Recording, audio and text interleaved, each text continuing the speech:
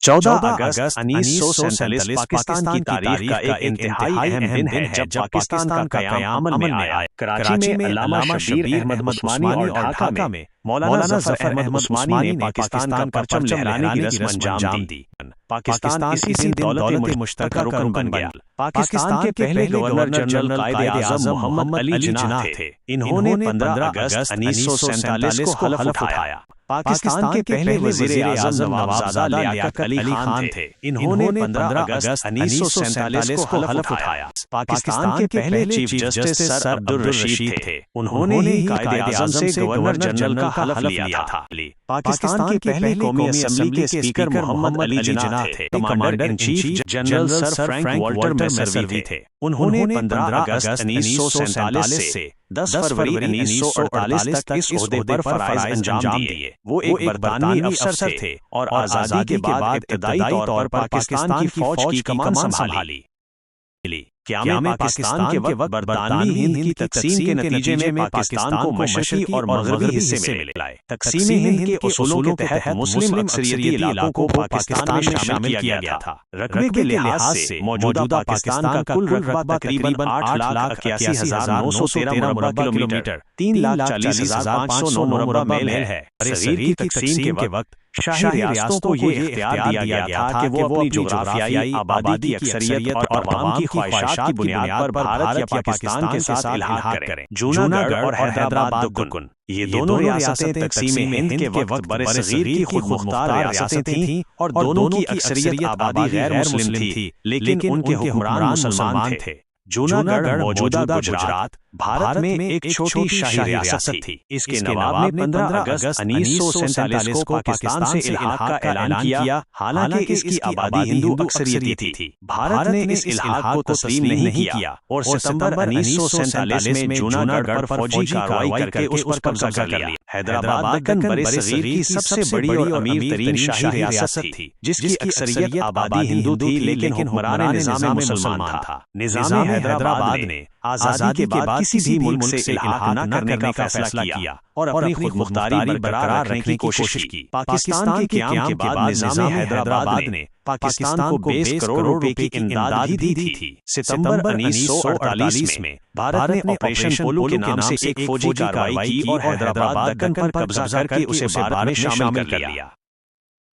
कश्मीर का तनाज़ा तक़सीम हिंद के सबसे पेचीदा और हल तलब मसाइल में से एक है। जम्मू कश्मीर एक मुस्लिम अक्सरियती रियासत थी, लेकिन उसका हुक्मरान महाराजा हरी सिंह एक हिंदू था। इल्हाक का मसला महाराजा हरी सिंह इब्तिदा में किसी भी मुल्क से इल्हाक का फैसला नहीं कर पा रहे थे और कश्मीर को आज़ाद हैसियत में रखना चाहते थे। अक्टूबर 1947 में पाकिस्तानी कबायलियों ने कश्मीर में दाखिल होना शुरू किया, जिसका रियासत को पाकिस्तान से मिलाना था। इसके बाद महाराजा हरी सिंह ने भारत से फौजी मदद की दरखास्त की। इल्हाक का मुबैना मुआहिदा भारत ने फौजी मदद देने की शर्त पर महाराजा इल्हाक के मुआहिदे इंस्ट्रूमेंट ऑफ एक्सेशन पर दस्तखत करवाए, जिसके तहत कश्मीर को भारत का हिस्सा तस्लीम किया गया। पाकिस्तान इस मुआहिदे को गैर कानूनी करार देता है, क्योंकि इसके मुताबिक महाराजा अवामी ख्वाहिशात के खिलाफ फैसला नहीं कर सकते थे। पहली पाक भारत जंग इल्हाक मुबैना मुआहिदे के बाद भारतीय फौज कश्मीर में दाखिल हो गई और कबायलियों के साथ जंग शुरू हो गई। ये जंग 1947 से 1948 की पहली पाक भारत जंग कहलाती है। जनरल सर फ्रैंक वाल्टर मैसर्वी ने कायदे-ए-आज़म मोहम्मद अली जिन्नाह के कश्मीर में पाकिस्तानी अफवाज को बराह रास्त फौजी मुदाखलत का हुक्म मानने से इनकार कर दिया था।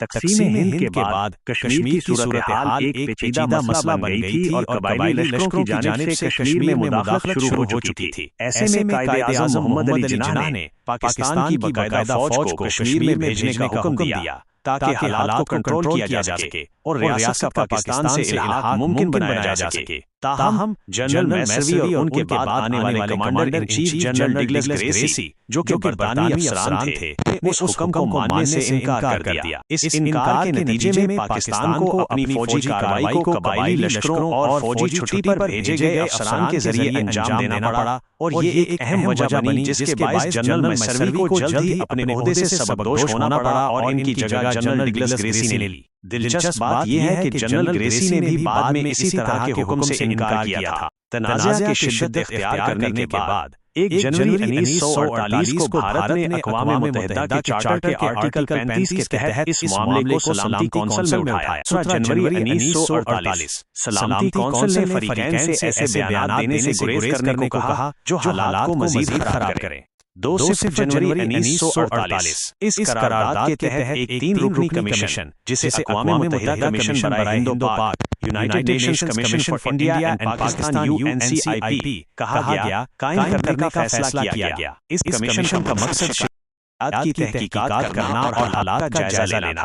केस अप्रैल 1948 ये सबसे अहम करारदाद थी जिसमें UNCIP के अरकान की तादाद बढ़ाकर 5 कर दी गई। इस करारदाद ने मसला कश्मीर के हल के लिए एक 3 नुकाती मंसूबा पेश किया। 1 जंगबंदी, फौरी जंगबंदी की जाए। 2 फौजी इन्खला, पाकिस्तान अपनी फौजें और कबाइलियों को कश्मीर से निकाले और भारत अपनी फौजों में बतदरीज कमी करे ताकि अमन और अमान के लिए कम से कम फौज बाकी रहे। 3 इस्तिस्वाब राय प्लेबिसाइट, अक़वाम मुत्तहिदा की निगरानी में एक आज़ादाना और गैर जानिबदाराना इस्तिस्वाब राय रेफरेंडम मुनक्किद किया जाए ताकि कश्मीरी अवाम खुद अपने मुस्तक़बिल का फैसला कर सकें। 3 जून 1948 इस करारदाद में UNCIP को मुतनाज़ा इलाकों का दौरा करने और अपनी हिदायत पर अमल दरामद कराने का हुक्म दिया गया।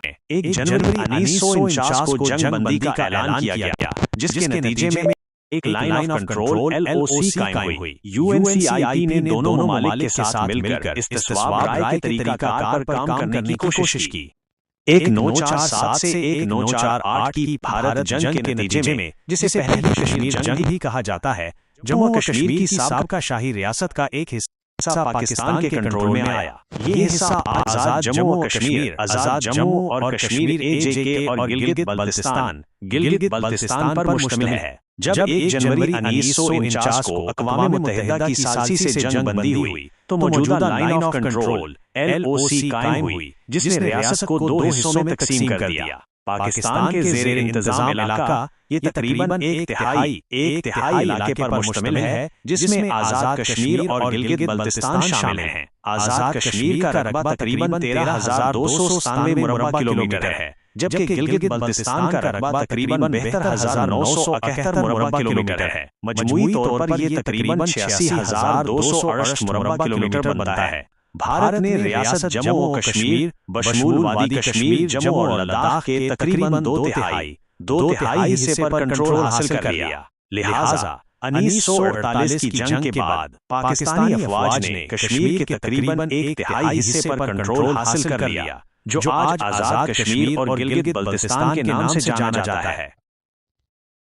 कायदे-ए-आज़म मोहम्मद अली जिन्ना की वफ़ात न सिर्फ पाकिस्तान की तारीख बल्कि आलमी तारीख का एक इंतहाई अहम और जज्बाती बाब है। वो 11 सितंबर 1948 को कराची में 71 बरस की उम्र में इंतकाल कर गए, पाकिस्तान के क़याम के महज 1 साल और 27 दिन बाद। उनकी वफ़ात पाकिस्तान जैसी नौज़ायदा रियासत के लिए एक बहुत बड़ा धचका थी। आज़म मोहम्मद अली जिन्ना एक तवील अरसे से तब तक ट्यूबरकुलोसिस के मर्ज़ में मुब्तला थे, लेकिन उन्होंने अपनी इस बीमारी को इंतहाई खुफिया रखा ताकि अंग्रेज और हिंदू रहनुमा उससे फायदा न उठा सकें और तक़सीम हिंद को मौखर न कर दें। उन्हें खौफ था कि अगर उनकी बीमारी का इल्म हो जाता तो शायद पाकिस्तान कभी वजूद में न आ पाता। पाकिस्तान के क़याम के बाद वो एक नौज़ायदा रियासत की बुनियादें रखने में दिन रात मसरूफ रहे। गवर्नर जनरल के तौर पर उनका काम का बोझ नाकाबिले बर्दाश्त हद तक बढ़ गया था। वो हर फाइल को खुद देखते, फैसले करते और इंतज़ामी अमूर में गहरी दिलचस्पी लेते थे। क़याम पाकिस्तान के बाद लाखों मुहाजिरीन की आबादकारी,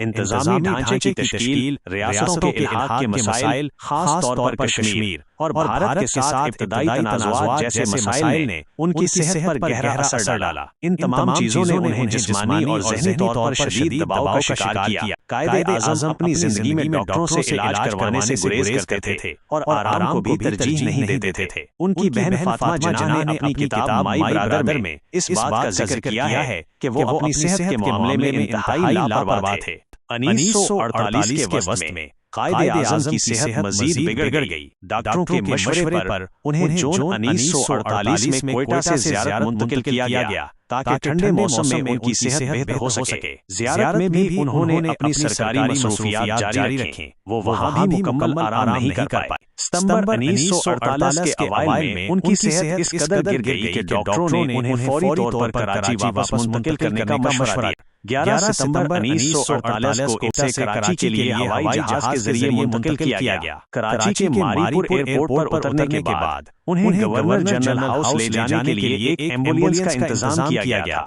ये सफर इंतहाई अजियतनाक साबित हुआ। एम्बुलेंस रास्ते में खराब हो गई। घंटों तक वो और फातिमा जना शदीद गर्मी में इंतजार करते रहे जब तक कि एक और एम्बुलेंस का इंतजाम ना हो सका। इस ताखीर और गर्मी ने उनकी पहले से कमजोर हालत को मजीद बिगाड़ दिया। उन्हें गवर्नर जनरल हाउस पहुंचाया गया, जहां तकरीबन 10:20 पर उनका इंतकाल हो गया। कायदे आज़म की वफात पाकिस्तान के लिए एक बहुत बड़ा सानिया थी। वो कौम के इत्तेहाद की अलामत और पाकिस्तान के रहनुमा थे। इनकी वफात के बाद पाकिस्तान को नए चैलेंजेस का सामना करना पड़ा। उनकी वफात के बाद सियासी क़यादत में एक खला पैदा हुआ, जिसके नतीजे में पाकिस्तान में तवील अरसे तक सियासी अदम इस्तेहकाम रहा। पाकिस्तान अभी अपनी इब्तदाई तामीराती मराहिल में था और कायदे आज़म जैसी बसीरत अफरोज़ क़यादत का अचानक खत्म हो जाना मुल्क के लिए एक बहुत बड़ा नुकसान साबित हुआ।